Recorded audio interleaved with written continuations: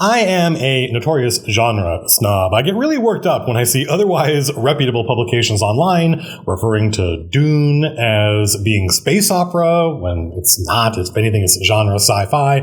Maybe you can make a case that it's planetary romance, or people labeling Star Trek as hard science fiction. That stuff drives me crazy, and because I take it so seriously, I am also therefore aware of how ridiculous it is. And I'm reminded of a demonstration that Stephen Jay Gould gave in a TV series, a science series back in the 80s or the 90s. Stephen Jay Gould was a paleontologist and also a science educator and great at explaining complex ideas to lay people like me. Because he's a paleontologist, his example has to do with paleontology, but it's broadly applicable to, I think, everybody. You're a paleontologist out in the field digging around in the sand and the rock, and you discover a new fossil that no one has ever documented before, and you are astonished and delighted, and your first responsibility is to document all of its properties.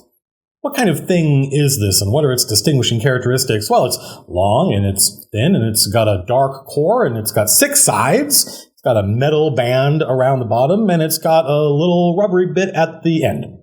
You shout, "Eureka!" You publish your findings in a reputable journal, and you declare that you have discovered a new species.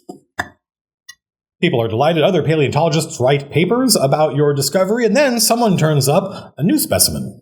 It's obviously related to the original species. It's also got 6 sides. It's got a dark core. It's got metal banding. It's got a little rubber bit at the end, but it's also obviously very different.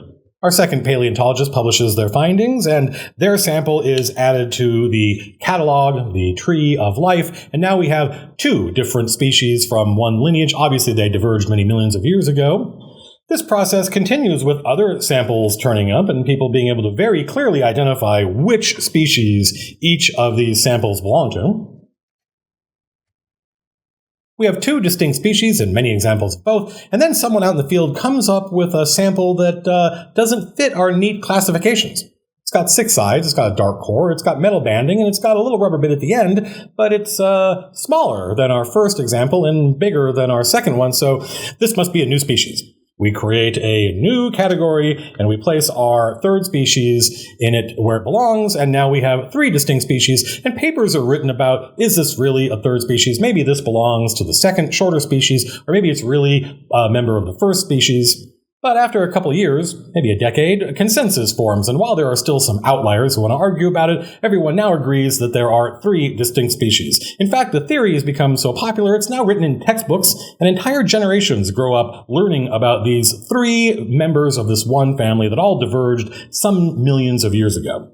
More samples are found, there's debate regarding each sample and which category it belongs to, but everyone still lives with the original 3 categories, and all we're doing is we're talking about, does this new sample belong to one of the original 3 species, or does it represent perhaps a newer or an older throwback species? But of course, this isn't what nature did.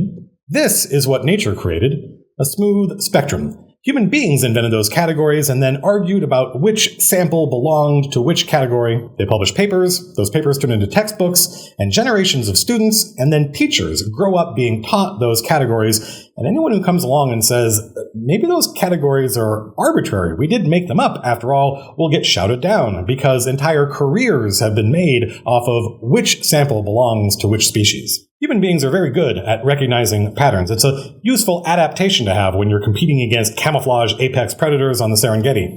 We're so good at it, we'll see patterns where there are none. The lesson, if there is one, isn't that genres and categories are useless. They're not. And it's not that everything we know is eventually going to be overturned and thrown out. It won't be.